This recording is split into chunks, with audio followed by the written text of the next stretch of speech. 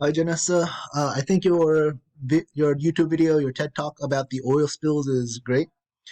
The use of all those pictures definitely helps to convey the severity of the oil spill problems that you're talking about. And I think that the fact that at the end you showed the bill and suggested the viewers send letters and try to push to have the bill passed actually gives the viewer an idea of what they can do to actually help out instead of just watching a video saying, "Oh, this is terrible."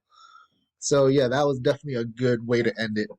I would the the fact that these oil spills happen also sort of ties into my whole thing about the coral reefs dying, because definitely the oil spills aren't helping with them at all either. So this gives me something to actually work on and look into further for my own topic. So thank you.